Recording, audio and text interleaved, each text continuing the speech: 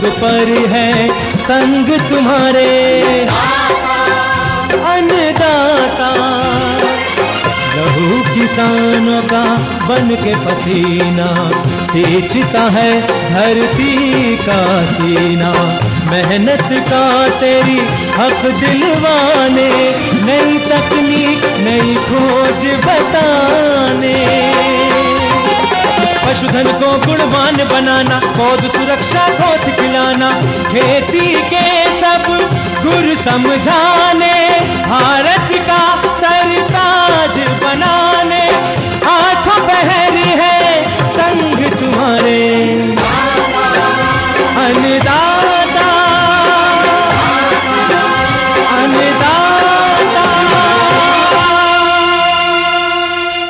नमस्कार, मैं राधा ठाकुर आप सभी दर्शकों का अन्नदाता के इस कार्यक्रम में स्वागत करती हूं।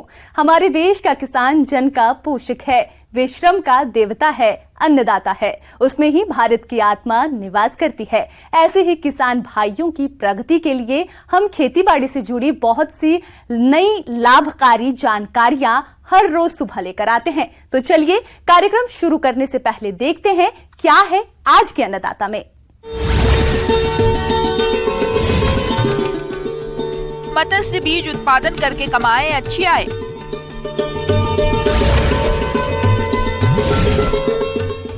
अमरूद की बागवानी करना है लाभकारी।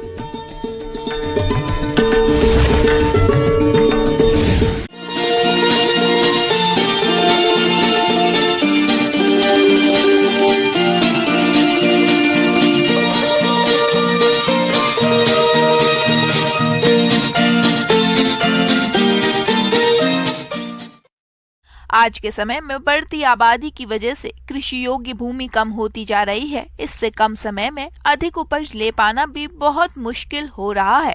ऐसे में किसानों को चाहिए कि वे मत्स्य बीज उत्पादन कर अच्छी आय कमा सकते हैं। तो आप मत्स्य बीज उत्पादन किस प्रकार से करें, इस बारे में जानकारी दे रहे हैं मत्स्य विशेषज्ञ डॉक्टर A.K. सिंह।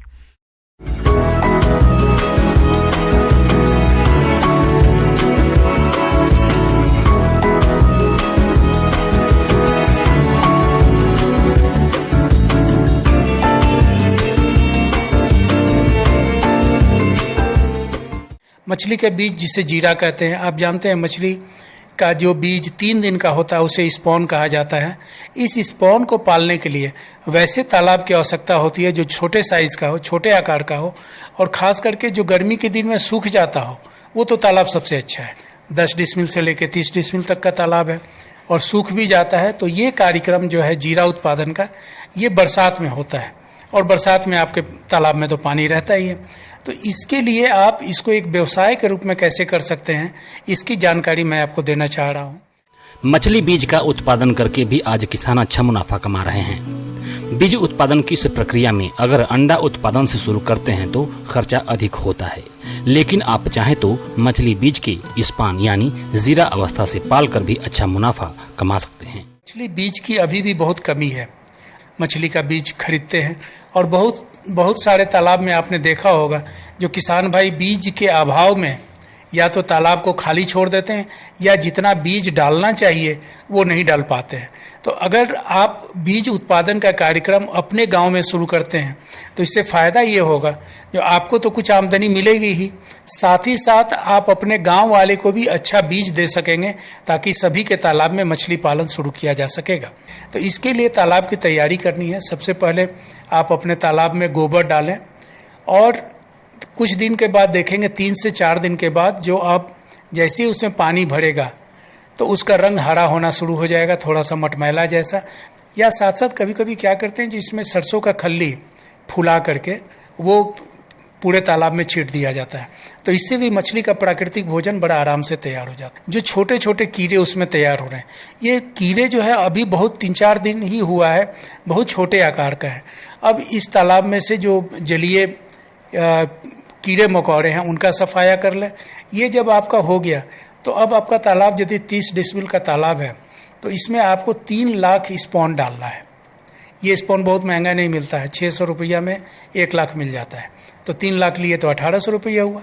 तो ये 1800 रुपया का स्पॉन आप अपने तालाब में डाल दें और इनको सुबह शाम दोपहर में 3 टाइम में भोजन देना शुरू कर दें।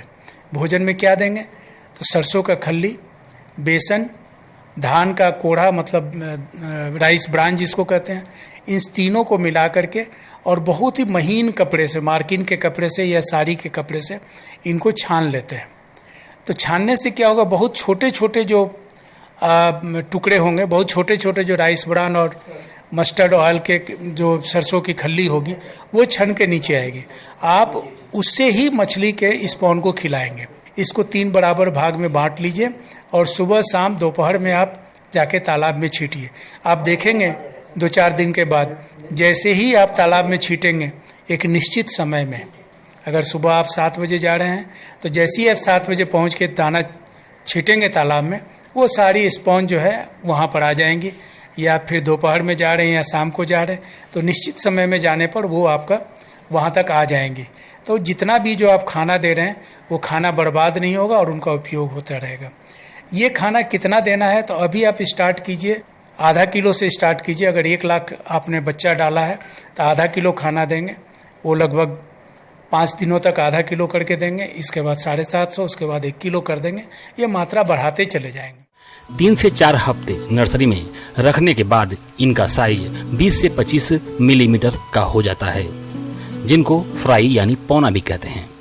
इसके बाद यह 3 माह तक बड़े पांड में रखे जाते हैं, जहां 75 से 100 मिलीमीटर साइज के तैयार होते हैं।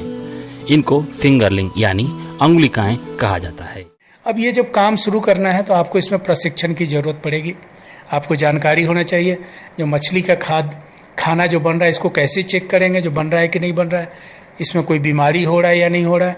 तो इसके लिए मत्स्य विभाग प्रशिक्षण इसमें देती है 7 से 10 दिनों के लिए। वो मुफ्त में होता है, फ्री ऑफ कॉस्ट है। और शुरू में जो इसमें आपको लागत जो पैसे लगाने हैं वो बहुत ज़्यादा नहीं लगाने हैं। आपने सुना सारी चीज़ को, तालाब यदि आपके पास है, बरसात में पानी भर ही जाता है तो हमको उसमें खाद डालना है, मछली का भोजन देना है और मछली का स्पॉन खरीदना है। तो इन सभी को अगर आप देखेंगे तो 10,000 12,000 से ज़्यादा रुपये का खर्च नहीं होता है। इसके बाद 20 दिन के बाद तो आपका एक फसल तैयार हो जाता है, पैसा आपका आना शुरू हो जाएगा। और जब ये 3 फसल आप ले लेते हैं उसके बाद भी क्या करें, जो कुछ मछली के बच्चे को अपने तालाब में आप छोड़ दें, चाहे जब तक पानी रहे, वो 4 महीना पानी रहे, 5 महीना पानी रहे।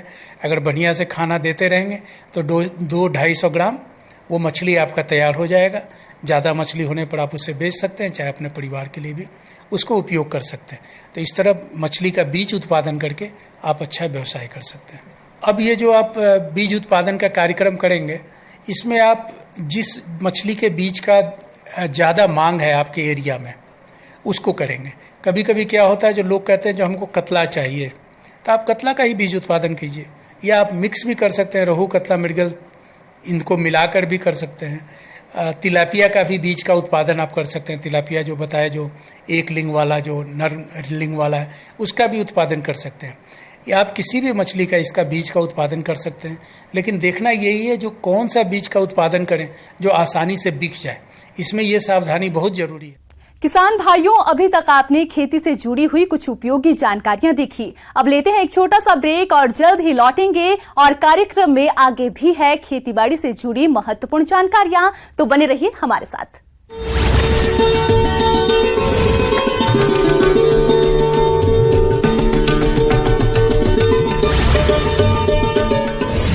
15 languages जारी है। जयपुर, अजमेर, सीकर, बीकानेर संभाग के नेताओं से चर्चा हो रही है। कांग्रेस स्क्रीनिंग कमेटी के चेयरमैन गौरव गोगोई सभी नेताओं से संवाद कर रहे हैं और सरकार रिपीट करने के सुझाव ले रहे हैं। वहीं प्रदेश चुनाव समिति के सदस्यों के साथ मंत्रणा की जा रही है। आज गहलोत कैबिनेट की बैठक होगी और सीएमआर में आज शाम 7 बजे बैठक रखी गई है, जिसमें विकास के कई मुद्दों को लेकर चर्चा होगी और कई महत्वपूर्ण फैसले कैबिनेट लेगी।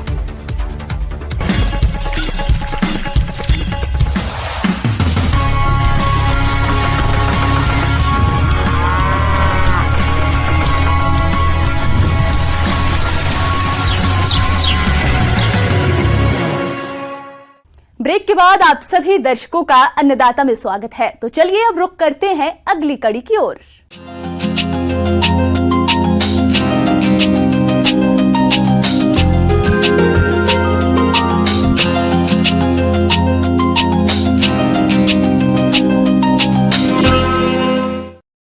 अमरूद काफी लोकप्रिय फल है और इसके नए बाग लगाने का सही समय चल रहा है। अगर आप भी अमरूद के नए बाग लगाने की तैयारी कर रहे हैं तो इसकी कौन कौन सी किस्मों का चयन करें और पौध रोपाई करते समय किन किन बातों का खास ध्यान रखें ताकि आपको अमरूद के बाग से अधिक फलोत्पादन मिल सके, इस बारे में जानकारी दे रही हैं डॉक्टर आराधना कुमारी।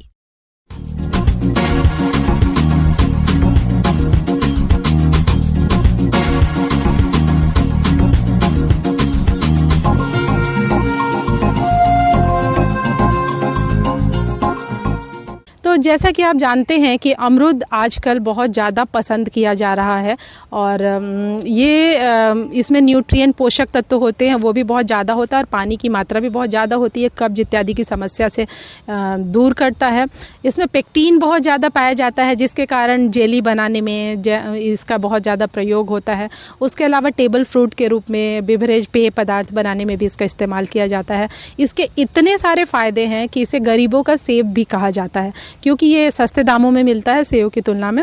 इसमें विटामिन सी जो होता है पर्याप्त मात्रा में होता है। उसके अलावा विटामिन ए, बी, लोहा, फॉस्फोरस ये सब भी बहुत ज़्यादा मात्रा में पाया जाता है। तो इसके बारे में मैं आपको जानकारी देना चाहूँगी। अमरूद का बगीचा अगर हमें लगाना हो तो उसके लिए सही समय जो होता है वो जुलाई से अगस्त के महीने में लगाना उचित होता है। किसान भाइयों, अगर आपके पास सिंचाई जल की पर्याप्त व्यवस्था है तो अमरूद के पौधों की रोपाई फरवरी मार्च में कर सकते हैं और यदि सिंचाई की जल की समस्या है तो जुलाई अगस्त का महीना पौध लगाने के लिए सही माना जाता है। जलवायु की बात करें तो उष्ण और उपोष्ण दोनों तरह के जलवायु में ये लगाया जाता है, जो गर्म हो तथा शुष्क हो। भूमि के लिए विशेष ध्यान देने की बात है कि हर तरह की भूमि में अमरूद लगाया जा सकता है। अमरूद की बागवानी के लिए हर तरह की मिट्टी अनुकूल होती है जिसमें हल्की से लेकर भारी और उचित जल निकास वाली मिट्टी सही रहती है। इसकी बागवानी 6.5 से 7.5 pH मान वाली भूमि में भी की जा सकती है। अमरूद की किस्मों के बारे में ये है कि इलाहाबाद सफ़ेदा, इलाहाबाद सुरखा, बेहद, कोकोनट, सरदार 4949 जो है लखनऊ, ये सब प्रमुख है। उसके अलावा कुछ किस्में हैं जो कि अभी बनाई गई हैं और बहुत ही अच्छी हैं, जैसे कि चित्तीदार, रेड फ्लेश्ड, ढोलका, नासिका, धारदार, ये सब किस्मों का आप इस्तेमाल कर सकते हैं।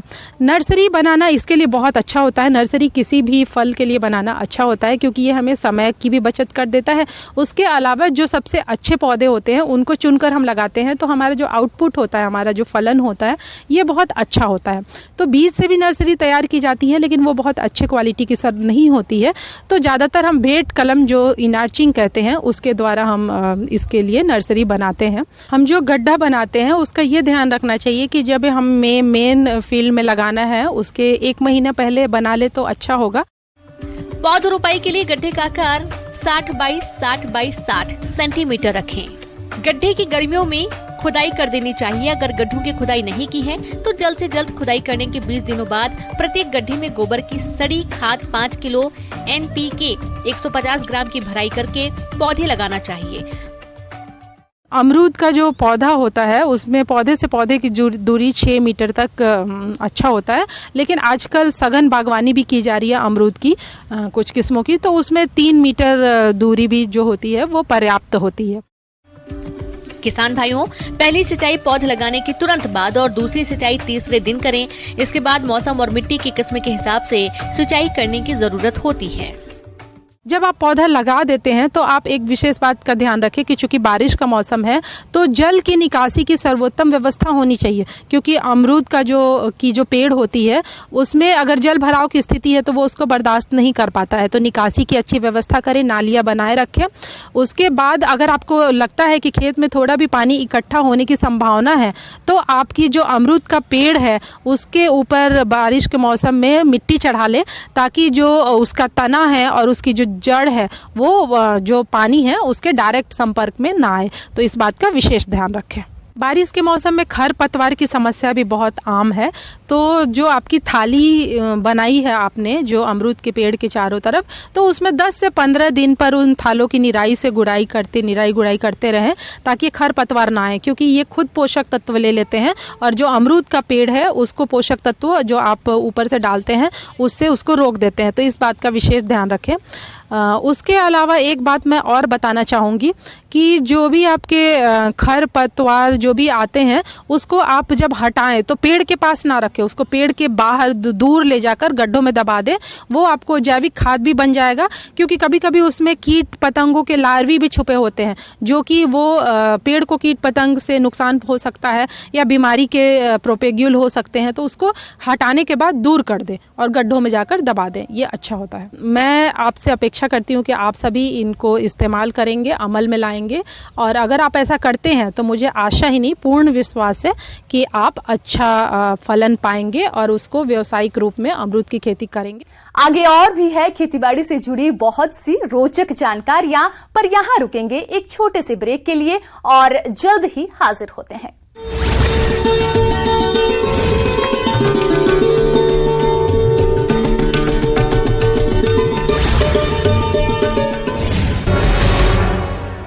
कांग्रेस नेता रामेश्वर डूडी को जयपुर के एसएमएस अस्पताल से गुरुग्राम के मेदांता अस्पताल शिफ्ट किया गया है एयर एम्बुलेंस से। इससे पहले मंत्री बीडी कल्ला, भंवर सिंह भाटी ने परिजनों से बात की थी और आपको बता दें कि ब्रेन हेमरेज के बाद से 2 दिन से रामेश्वर डूडी कोमा में है। नागौर में गाड़ी से कुचलकर 2 युवकों की बेरहमी से हत्या की गई। वहीं वारदात में एक युवक गंभीर रूप से घायल हो गया। घायल को कुचामन से जयपुर रेफर किया गया। परबतसर के विद्यार्थ गांव के मृतक बताए जा रहे हैं। भरतपुर में शराब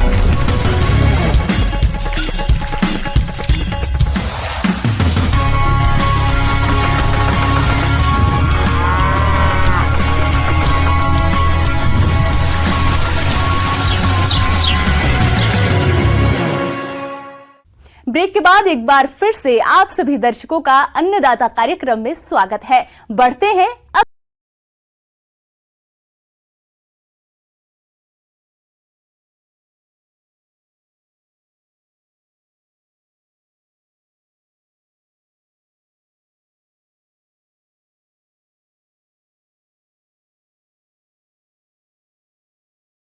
राज्य में पानी की विकराल समस्या रहती है और पिछले वर्षों से देखा जा रहा है कि भूजल स्तर में भी तेजी से गिरावट आ रही है। तो पानी की इस गंभीर समस्या का समाधान आप बारिश के पानी को व्यर्थ बहने से रोककर जमीन में उतारें। अगर ट्यूबवेल और कुओं की बात करें तो सोख्ता गड्ढे का निर्माण कर आप ट्यूबवेल और कुओं का जल स्तर बढ़ा सकते हैं और पानी की इस समस्या से काफी हद तक निजात पा सकते हैं। तो आप कैसे करें ट्यूबवेल और कुओं का रिचार्ज, चलिए इस बारे में जानते हैं कृषि विज्ञान केंद्र टांकरणा के फार्म मैनेजर राकेश शर्मा से।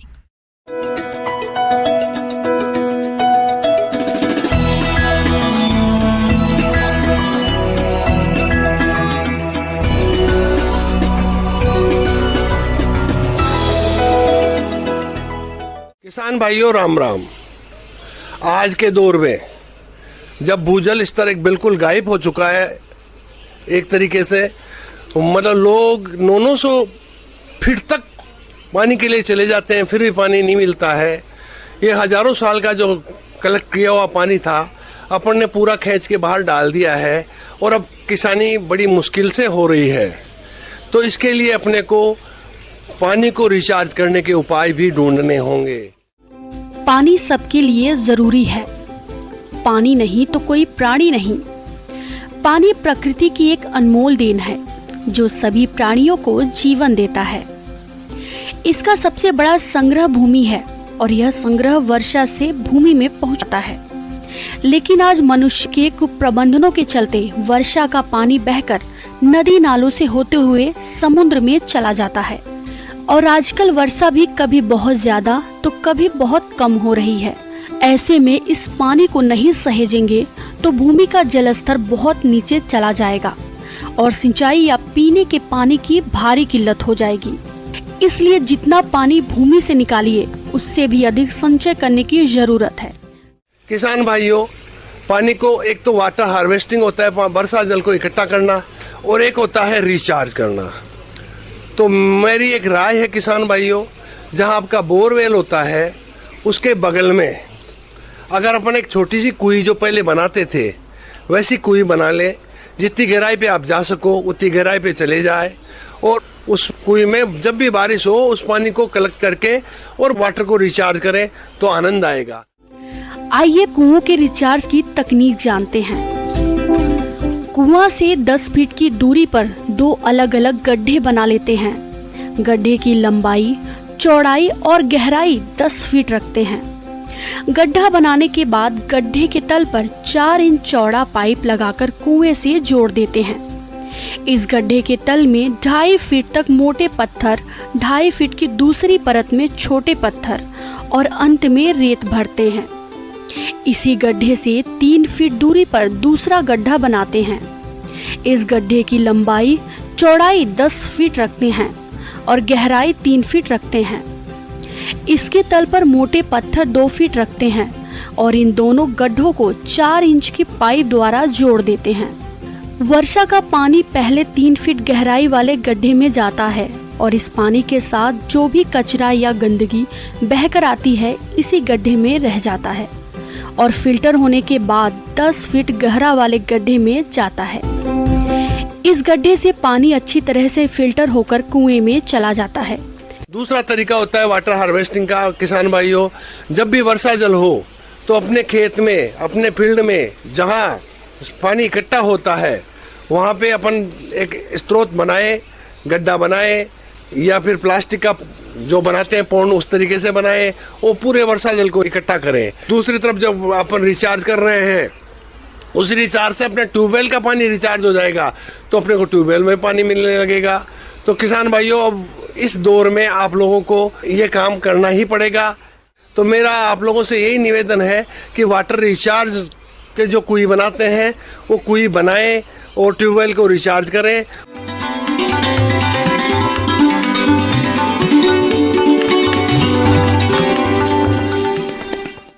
अन्नदाता हेल्पलाइन निःशुल्क फोन संपर्क सेवा के माध्यम से आपके द्वारा पूछे गए प्रश्नों में से 1 या 2 महत्वपूर्ण प्रश्नों को हम अपने कार्यक्रम में शामिल करते हैं। इसी के तहत आज किसान का सवाल और उसका जवाब इस प्रकार से है। अन्नदाता निःशुल्क फोन संपर्क सेवा के माध्यम से पूछे गए प्रश्नों में से आज हमने जिस प्रश्न को कार्यक्रम में शामिल किया है उसे पूछा है श्री माधवपुर जिला सीकर के कृषक सुरेश कुमार ने। ये मिर्च की फसल में एंथ्रेक्नोज रोग की रोकथाम के बारे में जानकारी चाहते हैं। तो सुरेश कुमार जी, आपकी जानकारी के लिए प्रस्तुत है कार्यक्रम का ये अंश।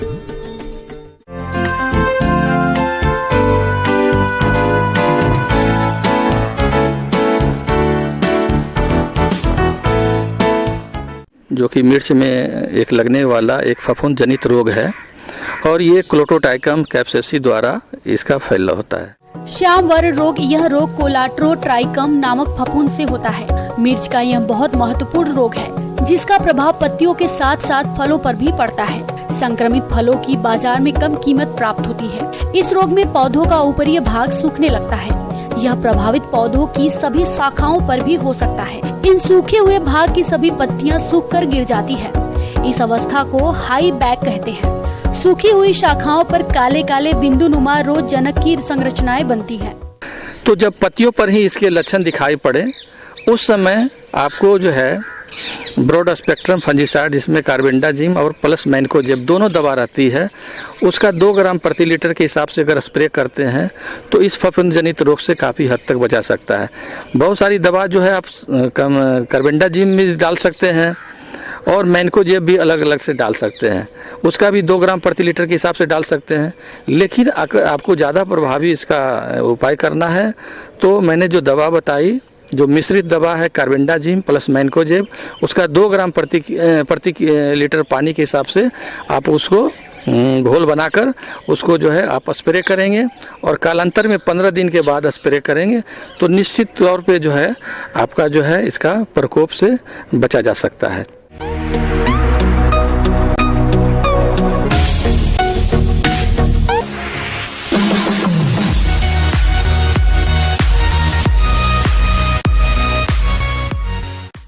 आइए अब नजर डालते हैं राज्य के कुछ चुनी हुई मंडियों के प्रमुख फसलों के बाजार भाव पर।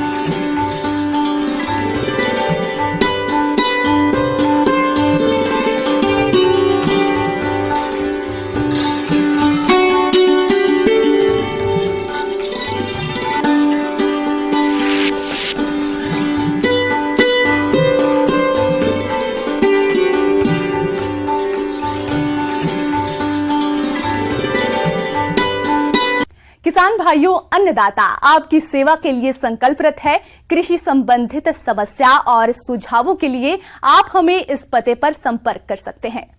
प्रोड्यूसर अन्नदाता, news 18 Rajasthan, Ramoji film city, Hyderabad 501512। साथ ही आप हमें ईमेल भी कर सकते हैं। हमारा ईमेल है p18annadatharajasthan@nw18.com।